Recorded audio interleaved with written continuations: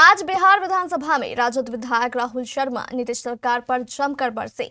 उन्होंने उदाहरण दे देकर सूबे में बढ़ रहे अपराध को लेकर नीतीश सरकार को जमकर खरी खोटी सुनाई।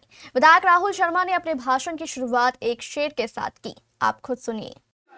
श्रीमती अध्यक्ष महोदय, बोलिए। आज के मांग के विरोध में जो कटौती प्रस्ताव लाया गया है, उसके समर्थन में और सरकार के मांग के खिलाफ बोलने के लिए खड़ा हुआ। महोदय, मैं बोलूं उसके पहले बस एक शेर रखना चाहता हूं। देखोगे तो हर मोड़ पे मिल जाएंगी लाशें, ढूंढोगे तो इस शहर में कातिल न मिलेगा। और आज मोटा मोटी व्यवस्था बिहार में महोदय ऐसी ही है। हर जगह क्राइम हो रहा है, हर जगह व्यवस्था खराब चल रही है, लेकिन हर जगह इनको गुलजार दिख रहा है। समस्या समझ में आती है महोदय, कोई भी सरकार हो, सत्ता में कोई भी सरकार चल रही हो, किसी की भी सरकार हो, वो इकबाल से चलता है। और अगर सरकार के इकबाल को बलबंदी पर पहुंचाने का काम करता है तो एकमात्र विभाग है गृह विभाग, जिसमें पुलिस के लोग जो अधिकारी होते हैं वो लोग काम करते हैं। लेकिन आज क्या है, बिहार की जो व्यवस्था है पुलिस की, चाणक्य समय की व्यवस्था है महोदय, मौर्यकालीन व्यवस्था है बिहार में जो पुलिस की व्यवस्था चल रही है। और आज हमारे मंत्री हैं, अपने आप को मौर्य के ही वंशज कहते हैं, तो इनके ऊपर जिम्मेवारी भी बढ़ती है। जब ये गृह मंत्री बने थे, जब जदयू से उन्होंने छीना था इस विभाग को, तो लोगों में एक आशा जगी थी कि बिहार में एक इंडिपेंडेंट विभाग काम करेगा और एक व्यवस्था काम करेगा। लेकिन इनकी जिम्मेवारी तो बढ़ी, लेकिन आज लोगों में महोदय निराशा आ गया है। महोदय निराशा आ गया है। लोगों ने सोचा था कि क्राइम के ग्राफ घटेंगे, लोगों में अंदर एक विश्वास जगेगा, लेकिन व्यवस्था उस ढंग से काम नहीं कर सकी। आप देखते हैं महोदय, डाटा की बात आप कीजिए तो आप देखिए क्राइम का ग्राफ लगातार 2005 के बाद 2010 के बाद लगातार बढ़ता जा रहा है, और जो कन्विक्शन का रेट है वो लगातार गिरता जा रहा है। और 13-14 के पास आप आएंगे तो देखेंगे कि दोनों एक हुआ था, और उसके बाद से लगातार क्राइम बढ़ रहा है और जो कन्विक्शन का रेट है वो लगातार गिर रहा है। ऐसी व्यवस्था महोदय आज बिहार में चल रही है। धारणा आप समझ सकते हैं महोदय, इनके जो कुछ शुरू के समय में कुछ कानून व्यवस्था में काम हुआ था, लेकिन आप सिर्फ शुरू की व्यवस्था पे और लगातार 20 और 21 साल की सरकार आप नहीं चला सकते हैं महोदय। आपको अपनी जिम्मेवारी आपको लेना होगा। एक आंसू पर हुकूमतें के लिए, एक आंसू भी हुकूमत के लिए खतरा है, और तुमने देखा नहीं आंखों का समुद्र होना। यहाँ बिहार में हर जिले में, मैं जिले का नाम क्या लूं महोदय, हर जिला का कोई ना कोई व्यवस्था। जहानाबाद में आप देखिए नीट बच्ची के साथ क्या हुआ, उसी तरह की घटना औरंगाबाद में हुई, किसी ने अब आज तक आवाज तक नहीं सुनी महोदय। औरंगाबाद में ही 3 दलित बच्चियों घर से गायब हो गई, आज तक किसी ने नहीं देखा। हम सरकार के साथ खड़े हैं महोदय। हम चाहते हैं कि सरकार कानून व्यवस्था में सकारात्मक काम करे। कोई नेता हो, चाहे किसी भी दल का हो, किसी की भी सरकार हो, सारे लोग चाहते हैं कि शांति व्यवस्था से काम हो। कोई नहीं चाहता है कि उसके समय में अशांति फैले। लेकिन अगर हम अपराधियों का संरक्षण देते रहेंगे, अगर हम कन्विक्शन रेट नहीं बढ़ाएंगे, तो व्यवस्था महोदय बिगड़ती है। और शुतुरमुर्ग की तरह से बालू में मुंह गिरा लेने से कुछ नहीं होगा। आपको सच्चाई सुननी होगी, आपको उसके ऊपर एक्ट करना होगा। आप देखिए महोदय, लगातार गुंजन खेमका का हत्याकांड, आप देखिए गोपाल खेमका का हत्याकांड, क्या होता है, बेटा मरता है, बाप मर जाता है। आज कहाँ है कन्विक्शन? आप उसी तरह देखिए, जो सहरसा में चाउमीन बेचने वाले की वसूली के लिए हत्या कर दी गई महोदय। बक्सर में पप्पू साहा की हत्या कर दी। कौन लगे? छोटे छोटे व्यापारी हैं महोदय, इनकी हत्या कर दी जा रही है। उसी तरह चकाई में महोदय घटना हुई, चकाई में बमबारी की घटना कुछ दिनों पहले हुई है। क्या हुआ है महोदय?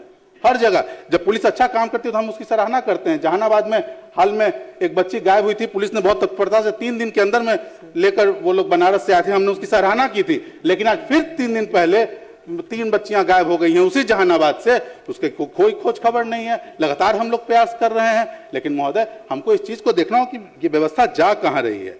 महोदय, राज्य के जितने भी पुलिस पदाधिकारी हैं, अच्छे पुलिस पदाधिकारी आपके पास हैं, चाहे डीजी हो, चाहे डीजीपी हो, डीजी हो, कुंदन कृष्णन के रूप में, हर विनय बाबू के रूप में हैं। लेकिन अगर आप उन पर लगाम रख के रखेंगे, काम करने नहीं देंगे, सिर्फ आंकड़ों के खेल में जाएंगे, सिर्फ अपनी सरकार की छवि बचाने के क्षेत्र इसमें जाएंगे, तो महोदय काम नहीं होगा।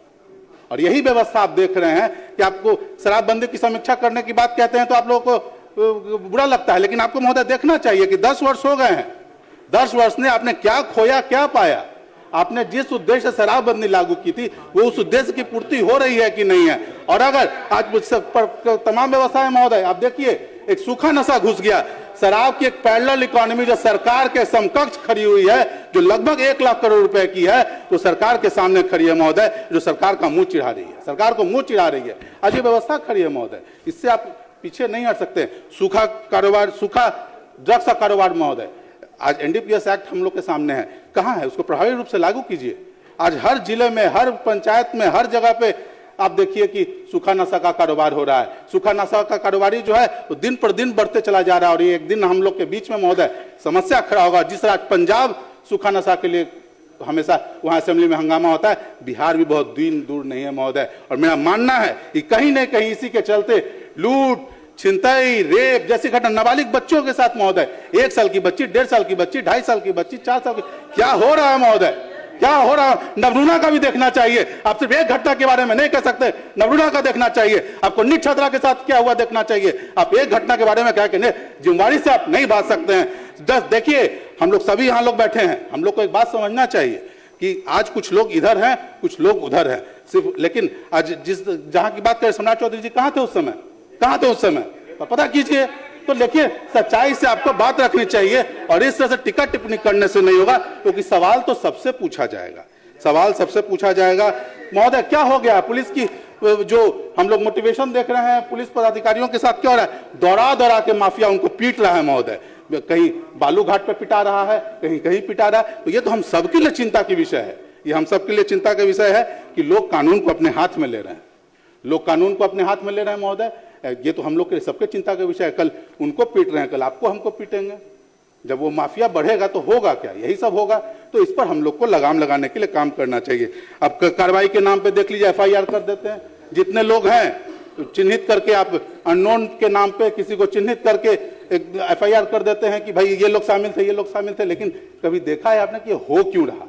आप वरीय पदाधिकारियों की टीम बनाइए, जो रिटायर्ड पदाधिकारियों उनकी टीम बनाइए, पता कीजिए कि इसके पीछे जड़ में क्या है, रूट कॉज के पीछे जाइए और जड़ में कौन लोग हैं पता कीजिए, कार्रवाई कीजिए, तो समझ में आता है। लेकिन आप ऐसे ही जो किए जा रहे हैं महोदय, हमारे पुलिस पदाधिकारी हैं, मैं खुद भी उस पर वैसे परिवार से आता हूं, मेरे दादा स्वयं सिपाही थे, मेरे नाना भी सिपाही थे, तो हम उनकी बात को समझते हैं। उनके कल्याण के लिए हम लोग क्या कर रहे हैं, ठीक बात है, मॉडर्नाइजेशन के लिए आप लोग काम कर रहे हैं। आज भी एक सिपाही को साइकिल अलाउंस मिलता है महोदय, कॉलोनियल टाइम का साइकिल आज भी चल रहा है। मोटरसाइकिल पे लोग चल रहे हैं, आप मोटरसाइकिल अलाउंस क्यों नहीं कर रहे हैं उसको? आप किसी भी थाने में जाइए, छत टपक रहा है, शौचालय की साफ व्यवस्था नहीं है, जहां वो ड्यूटी कर रहे हैं वहां क्या व्यवस्था चल रही है, लेकिन बैरक की बढ़िया है। तो आप इन सब चीजों को व्यवस्थित कीजिए महोदय, ऐसे तो नहीं चलेगा। एक मैं आपके संज्ञान में लाना चाहता हूं, माननीय मंत्री जी काफी इस चीज को समझ भी पाएंगे। पुलिस कर्मियों को निःशुल्क आवासन के नाम पर दैनिक विराम भत्ता से 25% की कटौती की जा रही है। एक बैरक में, एक रूम में या कहीं भी व्यवस्था, मंदिर में, गुरुद्वारा में, स्कूल में वो लोग रहते हैं और उनका 25% कटौती किया जा रहा है। और ये व्यवस्था महोदय 21 से लागू किया जा रहा है। क्यों कटौती कर रहे हैं आप व्यवस्था नहीं दे पा रहे हैं, उसके बाद कटौती कर रहे हैं। छोटे छोटे चीज़ों को देखना चाहिए। एक तरफ आप जहां इतना खर्चा कर रहे हैं और ये छोटे छोटे चीज़ों में कटौती कर रहे हैं महोदय। अब पहले बीएमपी था, बिहार विशेष सशस्त्र पुलिस, सभी लोग के सुरक्षा में भी लगे हुए हैं। आप 11 बैच के सिपाहियों को जो जिला बल से थे उनको आपने पीटीसी करा दिया, लेकिन बाकी जो सशस्त्र पुलिस के लोग थे उनका अभी तक प्रमोशन ग्रेड पे नहीं हुआ। अभी 2008 से वो वहीं पे खड़े हैं जहां पहले खड़े थे। तो उस पर महोदय आपको समीक्षा करके करना चाहिए। महोदय, हम लोग देखते हैं सिपाही की जो आजकल रिक्रूटमेंट हो रहा है, आप देखिए, हमारा मानना है कि सिपाही को पहले तो एक तंदुरुस्त और बुलंद होना चाहिए। तो आप व्यवस्था कीजिए कि उनका पहले फिजिकल टेस्ट हो, फिर उसके बाद आप उसमें रिटन एग्जामिनेशन लीजिए। आप देखिए, हाल के ही एक अखबार में छपा हुआ था कि सिपाहियों के अंदर बीपी, ब्लड शुगर, आंख में कमजोरी, तो इतना न कड़ा परीक्षा आप ले रहे हैं कि वो सब तो सब बीमारी का शिकार हो जा रहा है। जब तक वो लोग नौकरी में आता है तब तक वो आधा बीमारी, तो आंखें खराब हो जा रहा है उसका, तो कर क्या पाएगा पढ़ने के। तो उसको जो है महोदय अलग से इसकी व्यवस्था करें कि उसका फिजिकल टेस्ट पहले हो और फिजिकल टेस्ट के बाद रिटन टेस्ट हो। महोदय, आप देख रहे हैं सारे लोग अपने बच्चों के लिए परेशान हैं, वैसे ही परेशान वो भी होते होंगे। तो आपको एक व्यवस्था करनी चाहिए अपने, ताकि उनकी बच्चों की निःशुल्क शिक्षा व्यवस्था हो। आपका जहाँ पे पुलिस लाइन है वहाँ पे एक अच्छे स्कूल खुले हों जहाँ वो अपने बच्चों का दाखिला करा सकें। सारे लोग परेशान रहते हैं, वो अपने परिवार को रख सकें, उनके आवासन की व्यवस्था हो, निःशुल्क शिक्षा की व्यवस्था हो। तो ऐसी व्यवस्था हम लोग को करना चाहिए। मगर नित्य दिन नए नए अपराध के तरीके। अपराधी शातिर होते हैं महोदय, उनका कोई जात नहीं, कोई धर्म नहीं है, ये हम मानते हैं, और नित्य दिन वो नए नए तरीके ढूंढते हैं। साइबर अपराध महोदय किस ढंग से बढ़ गया है, तो हम लोग को साइबर अपराध की एक स्पेशल यूनिट का गठन करना चाहिए जिसमें टेक्नोलॉजिकली अपग्रेडेड लोग भी हों, क्योंकि ये ऐसा काम है कि आप जब तक कि टेक्नोलॉजी से अपग्रेडेड लोग नहीं रखेंगे तब तक संभव नहीं है। तो अलग से आपको इसमें एक विशेष यूनिट रखना चाहिए जो साइबर अपराध पे काम करे। साथ में इसमें महोदय बैंकों को भी, क्योंकि जितने भी साइबर अपराध हो रहे हैं तो सभी बैंक से संबंधित हो रहे हैं, तो बैंक के पदाधिकारी को भी इसमें चिन्हित किया, क्योंकि बैंक के बिना मिलावट के ये डेटा कहां से चला जाता है कि आपका किस बैंक में खाता है, बैंक के अधिकारी भी मिले होते हैं। तो इस पे जो विशेष जब गहन हो तो बैंकों के साथ भी इसमें गहन चिंता करनी चाहिए कि साइबर अपराध बढ़ कहां से रहे। महोदय महिला आपने इतने भर्ती कर लिया, बहुत अच्छी बात है, लेकिन महोदय जहां उनको ड्यूटी मिल रहा है उनको वहां शौचालय की व्यवस्था है कि नहीं, तो ये एक निर्देश जारी होना चाहिए कि महिलाओं की ड्यूटी वहीं होगी जहां उनको शौचालय की व्यवस्था और हाइजीनिक चीज़ें, जो मैं सदन पे नहीं कह सकता, लेकिन जो हमारी महिला सदस्य हैं वो इस बात को समझ सकती हैं। जब तक ये व्यवस्था नहीं होगा महिला को ड्यूटी नहीं करा सकते महोदय, उनको परेशानी होती है। महोदय सभी लोग यहाँ हैं जिसकी सुरक्षा में लोग लगे हुए, अधिकारी पदाधिकारी, जज, एमएलए, एमपी, सारे लोग। तो मैं एक विशेष आग्रह भी करूंगा, एक अलग से अंगरक्षक के लिए अलग से यूनिट बनाए, ताकि जो नित्य दिन जो समस्या होती है, कोई अंगरक्षक किसी का किसी जिला में, किसी का किसी जिला में, कोई कहीं, इसकी समस्या जो है ये खत्म हो महोदय। महोदय नित्य दिन बिहार में महिलाओं पर अत्याचार बढ़े जा रहे हैं, इस पर महोदय हम लोग ये नहीं कर, लेकिन आप जवाबदेही से भाग नहीं सकते हैं। आपसे पुरानी बातों को याद करा के आप इस जवाबदेही से भाग नहीं सकते हैं कि ये घटना क्यों हो रही है, इसके कारण को आप नहीं समझने का प्रयास कर रहे हैं। आप सिर्फ आंकड़ों के खेल के पीछे अपने आप को दबाने का कोशिश कर रहे हैं। तो आंकड़ों में भी जाइए कि आपका जो गैप है, जितने आपके पास सैंक्शन पोस्ट हैं और जितने पुलिसकर्मी आपके पास अवेलेबल हैं, वो परसेंटेज क्या है, क्या वो परसेंटेज बढ़ा है, वो गैप बढ़ा है या गैप घटा है, इन सब चीज़ों को देखना होगा। महोदय हम लोग नित्य दिन गांव में देहात में जाते हैं, हम देखते हैं मोटरसाइकिल, ट्रैक्टर, इन समरसेबल, बिजली विभाग का ही ढेरों चोरी का सामान चोरी हो जाता है। तो इन सब चीज़ों पे पुलिस बल को विशेष अपना ध्यान देना चाहिए महोदय। दारू तो खैर मैं कह रहा हूँ महोदय कि दारू और बालू में जो लोग संलिप्त हैं सारे लोगों को मालूम है, एक तो पुलिस को इससे अलग करना चाहिए और जो लोग हैं उन लोगों को चिन्हित करके उनके जो भी संपत्ति है उसको सरकार को जब्त करना चाहिए। जब तक आप मैसेज नहीं देंगे तब तक कुछ होना नहीं है।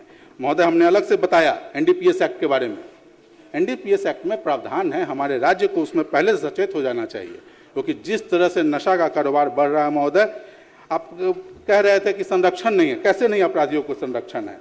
आप समाप्त करें, समय आपका समाप्त। हाँ महोदय, मैं एक टेबल पे एक रखना चाहता हूँ महोदय।